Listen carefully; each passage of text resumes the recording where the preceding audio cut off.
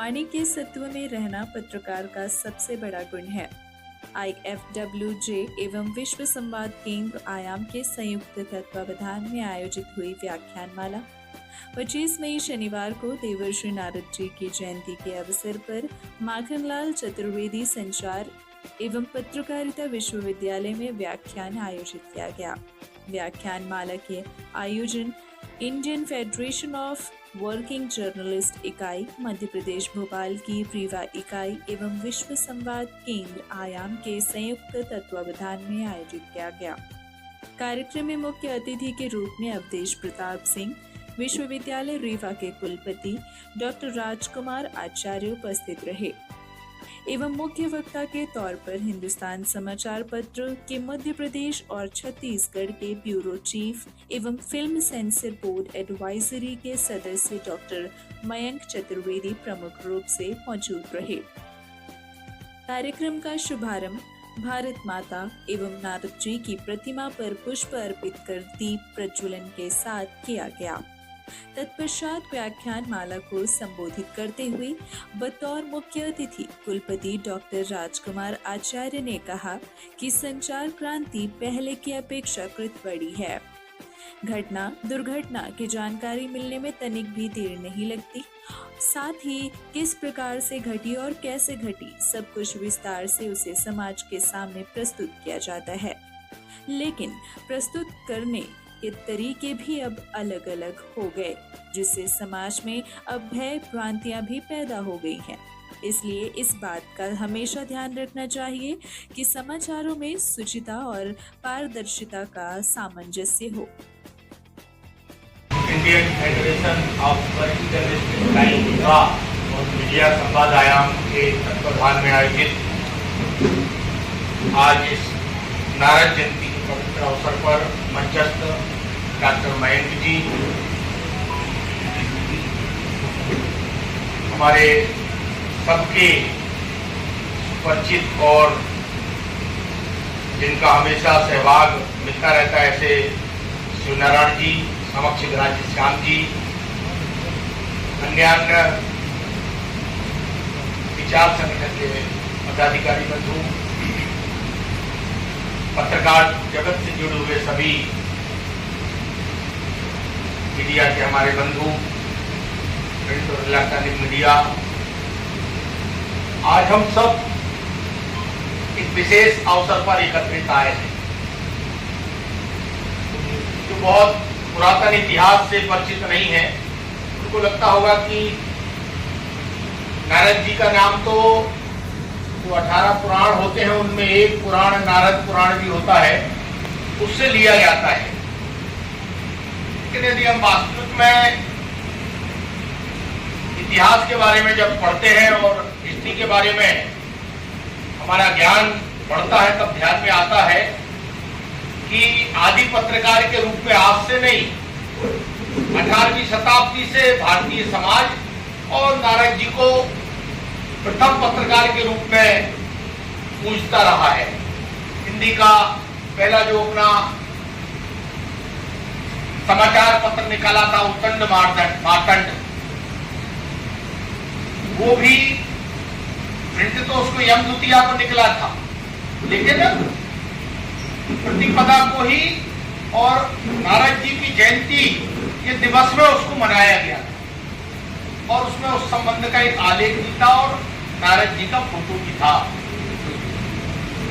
बाद के काल में कहीं फिल्मी दुनिया के द्वारा तो कहीं सतही लेखन में नारद जी को एक ऐसे पात्र के रूप में प्रस्तुत किया गया जो समाज जीवन में उलझाने का काम करते हैं, यहाँ की बात वहां करने का काम करते हैं।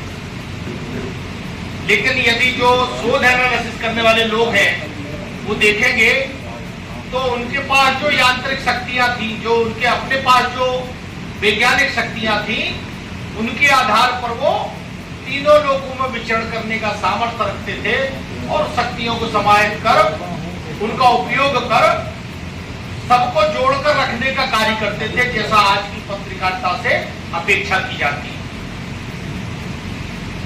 हम आज मीडिया के ऐसे पत्रकारों के लिए सम्मान की स्थिति से नहीं देखते जो देश को समाज को तोड़ने का काम कर रहे हो। घटना कोई भी हो, उस घटना के लेखन का स्वरूप और प्रस्तुतिकरण का आधार हमेशा ऐसा होना चाहिए कि समाज में एक नैतिक संदेश जाए, और यदि नैतिक संदेश जा रहा है तो हमारी लेखनी की सार्थकता है, अन्यथा उस समाचार का कोई औचित्य नहीं है जो समाज में किसी प्रकार का विघटन करे, समाज में अन्य प्रकार की विसंगतियां और विभ्रांतियां पैदा करे। इसलिए नारद जी को हम इस अर्थ में पूछते हैं कि उनका जीवन हमेशा पत्रकारिता के माध्यम से, या यूं कहें कि संवाद के माध्यम से, संप्रेषण के माध्यम से और सभी को एक साथ लेकर चलने का और जोड़ने का रहा है। आज की पत्रकारिता भी इसी ध्येय को लेकर, हम जिसे चौथा स्तंभ कहते हैं, और आज इसलिए ज्यादा उपयोगी है पत्रकारिता, क्योंकि जिस प्रकार के संचार साधन बढ़ गए हैं, जिस प्रकार की और नेट कल्चर के माध्यम से और अन्य गतिमान संसाधनों के माध्यम से सूचनाओं का प्रवाह बढ़ा है, संप्रेषण बढ़ा है, उसमें व्यक्ति को जल्द यथार्थ घटना मिलनी चाहिए, जानकारी मिलनी चाहिए, क्योंकि माध्यम भी ज्यादा हो जाने से एक स्थिति और निर्मित हुई है, विभ्रम पैदा होने लगा है कोई भी समाचार का। कहीं कोई घटना घटित होती है, उस घटना के यथार्थ के साथ साथ उस प्रकार की घटना को कितने प्रकार से घटित हुआ देखा जा सकता है, इस बात को परोसने का एक स्वभाव बन गया है। और ये हमेशा नेगेटिविटी के लिए होता है उपयोग, लेकिन नैरेटिव बनाया जाता है कई प्रकार का, और उसका इम्पैक्ट पर समाज में कई प्रकार की भ्रांतियां पैदा करता है, और हम सबके विश्वास को दिगाता है, और आपस के हमारे चिंतन को प्रभावित करता है। इसलिए मुझे लगता है कि आज जब हम देवर्षि नारद जयंती मनाने के लिए यहाँ एकत्रित आए हैं, तो हम सबको, जो कि खासकर पत्रकार जगत में सक्रिय बंधु हैं, उनके द्वारा अपनी लेखनी से, अपने विचार परिवर्तन से, चाहे वो इलेक्ट्रॉनिक मीडिया का मामला हो, चाहे प्रिंट मीडिया का मामला हो, दोनों प्रकारों में एक पारदर्शिता और समाचारों की सुचिता यह आवश्यक है। इसके साथ साथ स्वयं के व्यक्तित्व के बारे में भी, उसका व्यक्तित्व कितना अच्छा हो, हमारे बारे में लोग क्या सोचते हैं। आज भी देश में ऐसे अनेकों सैकड़ों पत्रकार बंधु हैं, चाहे वो इलेक्ट्रॉनिक मीडिया के हो, चाहे प्रिंट मीडिया के। जब वो कोई बात कहते हैं, संपूर्ण समाज उनकी उस बात को गंभीरता से सुनता है। वहीं कार्यक्रम को मुख्य वक्ता के रूप में डॉक्टर मयंक चतुर्वेदी ने संबोधित किया, जिन्होंने कहा कि नारद जी प्राचीन काल के पत्रकार थे। वह सत्य के लिए किसी भी हद तक जा सकते थे, यहाँ तक कि वह सत्य के लिए अपने पिता से लड़ गए थे। इतना ही नहीं, कृष्ण और अर्जुन में भी द्वंद्व शुरू करा दिए थे। इसलिए हम सभी पत्रकारों को नारद जी से सीख लेनी चाहिए। नारद के मायने हैं जल का दान करें और ज्ञान का दान करें। नारद जी सत्य की लड़ाई लड़ने देव दानव सबके पास जाते थे। अब यश अपयश मान अपमान की वे कभी चिंता नहीं करते थे। इसलिए वर्तमान में पत्रकारों को भी इस बात की चिंता नहीं करनी चाहिए और वाणी में सत्यता होनी चाहिए, तभी इसका प्रभाव भी पड़ता है। सबसे पहले तो आप जो सभी जन यहाँ आए हैं, विद्वान जन जो आए हैं, उनको मेरा सादर सादर प्रणाम है। इसलिए क्योंकि लगभग 4-4:15 बजे हम लोग आए, इस कक्ष में आते आते 4:20 करीब हुआ होगा या 4:30, और मैं देख रहा था यहाँ काफ़ी लोग बैठे हुए हैं। बाहर बहुत तेज तपिश है, बहुत ज़्यादा गर्मी है, और उसके बाद भी आप लोग अपना अपना समय निकाल कर यहाँ आए, ये बड़ी बात है। क्योंकि ज्ञान प्राप्ति के लिए या कुछ अच्छा मिलता है या अच्छा सुनने के लिए अगर हमें कहीं सत्संग मिलता है तो वो कष्ट हमें सहना चाहिए, और ये बात आज आपने यहाँ पर सिद्ध कर दी है, तो आप सबको बहुत। मेरी बात शुरू करता हूँ। उसके साथ साथ आज मैंने यहाँ इस सभागार में दो अनोखी घटनाएं घटती हुई पाई है। एक तो तिलक परंपरा, जैसे कि हम देखते हैं कि कहीं हम जाते हैं, किसी कार्यक्रम में जाते हैं, तो उस कार्यक्रम में जो अतिथि होते हैं उनका सत्कार जो है दो प्रकार से होता है। एक तो कोई आते हैं तो उनके सबके तिलक होते हैं, दूसरा कोई आता है तो उसको किसी को नारियल देके या किसी को पुष्प गुच्छ देकर या किसी को कुछ और कुछ भेंट करके अतिथि का सत्कार किया जाता है। लेकिन यहाँ बड़ी सुंदर परंपरा मैंने देखी कि तिलक लगाओ और अतिथि का स्वागत कर दो। अद्भुत परंपरा, आज ये सीखने की बात है और वास्तव में ये ज्ञान जो है नारद जयंती से ही आ सकता है। तो ये बहुत अच्छी बात है, ये हम भी अपने यहाँ जाकर और लोगों को बताएंगे कि इस तरीके से भी अतिथियों का सत्कार मंच पे किया जा सकता है। जरूरी नहीं है कि नारियल लेकर आओ, गुलदस्ता लेकर आओ या कुछ और भेंट करने के लिए लेकर आओ, कोई जरूरत नहीं है। दूसरा, एक और मैंने एक नई परंपरा इस कार्यक्रम में देखी आज, और उसका भी मैं अभ्यास करूंगा, अपने साथियों को बोलूंगा वो भी करें, कि आभार प्रदर्शन। अमूमन आभार प्रदर्शन होता है कार्यक्रम के बाद, और हमने अभी देखा कि अमोल जी जो यहाँ है हमारे, उन्होंने आभार प्रदर्शन पहले ही कर दिया। ये बहुत अच्छी परंपरा है, क्योंकि पीछे क्या होता है, आभार प्रदर्शन सुनने में किसी की रुचि नहीं रहती, आधे से ज्यादा बेचारे उठ के चले जाते हैं। और जो व्यक्ति इतनी मेहनत करता है कार्यक्रम के लिए, पूरा पुरुषार्थ लगाता है, तन मन धन जीवन लगाता है, अब बताइए आप उसको सुन ही नहीं रहे हैं, वो अपनी बात आभार व्यक्त कर रहा है, तो उसको पहले ही आभार प्रदर्शन के लिए खड़ा कर दो, जिससे कम से कम श्रुति पाठक ज्ञानी जन जो आएंगे सत्संग सुनने, तो कम से कम उनका चेहरा मोहरा, उनका व्यक्तित्व उनको ठीक से चला जाए। विश्वपति महोदय ने बहुत अच्छा ज्ञान हम सबको दिया है। मंच पे हमारे सभी के आदरणीय शिव कुमार जी विराजमान हैं। मैं देख रहा हूँ कि यहाँ पर डॉक्टर अनिल जी बैठे हुए हैं, पीछे व्योमकेश जी डॉक्टर बैठे हुए हैं, यहाँ पर धर्मेंद्र जी यहाँ बैठे हुए हैं, और विवेक जी तो है ही यहाँ बैठे हुए, और भी कई सारे लोग हैं, विनोद जी हैं, अमोल जी हैं। तो आप सबको प्रणाम करता हूँ और आप सबको भी मेरा प्रणाम। नारद जयंती का दिन है। नारद जयंती पे हम बहुत सारी बात आज करने वाले हैं। मुझे समय बताया नहीं गया कितने घंटे बोलना है, कितने मिनट बोलना है, तो मैं आज बड़ी बिंदास अपनी बात रखने वाला हूँ। तो नारद जयंती पर नारद के बारे में, नारद जी के बारे में हम चर्चा करेंगे। आचार्य जी ने बहुत अच्छी अच्छी बातें हम सबको अभी बताई हैं, और सबसे बड़ी बात ये है कि उन्होंने जो बात रखी वो ये है कि नारद जी जो है वर्तमान पत्रकारिता और नारद, हम आज के समय की पत्रकारिता क्या है और नारद जी क्या है, उनके बीच का आज की पत्रकारिता कैसी होना चाहिए और नारद जी क्या पत्रकारिता कर रहे थे, इसके बारे में आचार्य जी ने हम सबको अभी सागर में सागर भर के बता दिया। और सबसे बड़ी बात उनका जो निचोड़ था वो था वाणी के सत्व में रहना।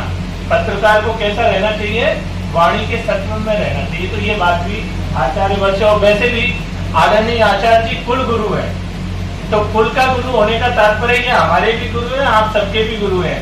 और अभी मुझे लगता है कि आप में से कई सारे जो लोग साथीगण यहाँ बैठे हैं, उन्होंने इसी अवधेश प्रताप यूनिवर्सिटी से ही अपनी डिग्रियां प्राप्त की होंगी, और आप वहीं के कुलगुरु हैं, तो आप सबके कुलगुरु हैं। तो कुलगुरु ने जो कहा वही अंतिम सत्य है। तो अब बात नारद जी की करते हैं। नारद क्या होता है, नारद के बारे में जब हम बात करते हैं तो नार का मतलब होता है जल, और दा का मतलब होता है ददातु इति, देने वाला नारद, जो जल का दान करे, ज्ञान का दान करे, तर्पण का दान करे, वो है नारद।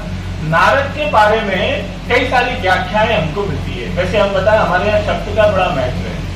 व्याकरणाचार्य से अगर आप पूछोगे ना, तो अगर किसी का नाम रख दिया जाए टुल्लू मुल्लू लोलू नोनू मोनू सोनू कोनू, तो अगर व्याकरणाचार्य के पास आप बैठोगे तो वो इसका व्याकरण में एक सात्विक अर्थ आपको बता देंगे।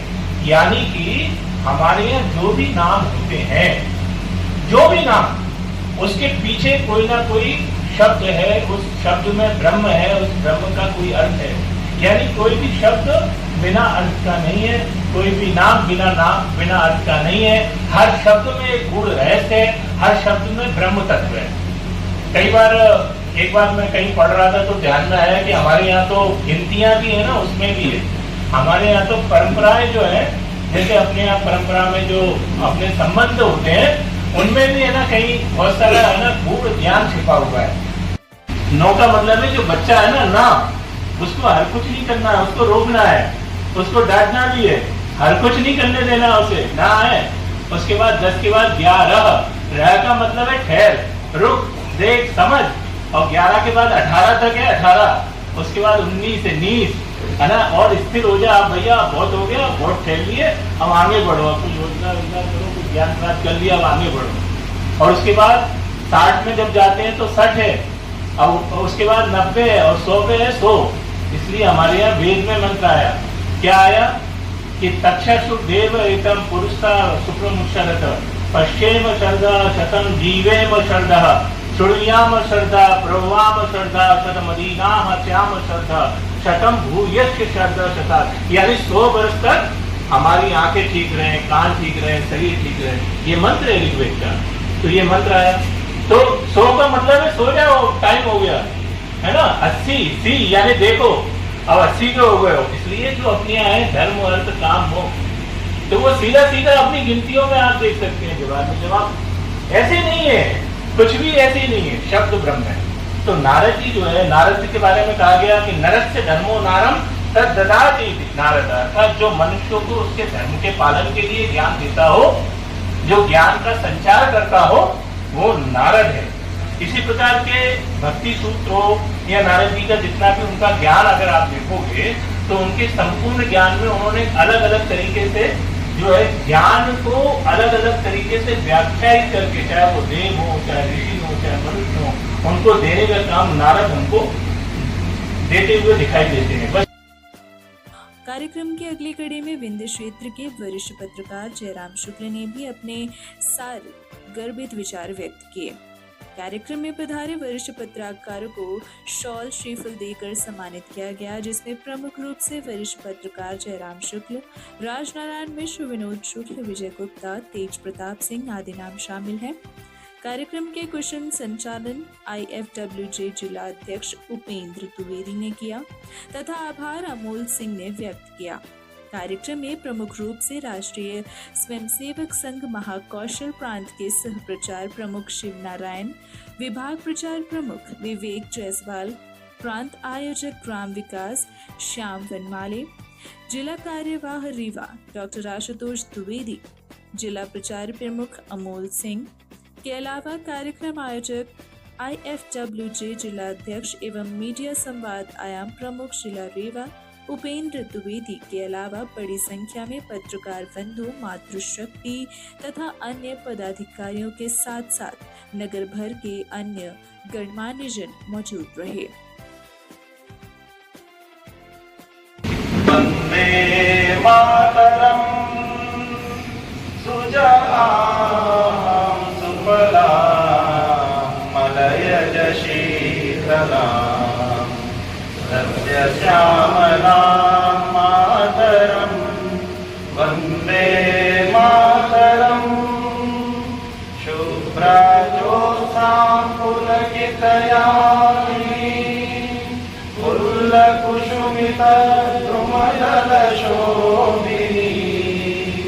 सुहासिनीं सुमधुरभाषिणीं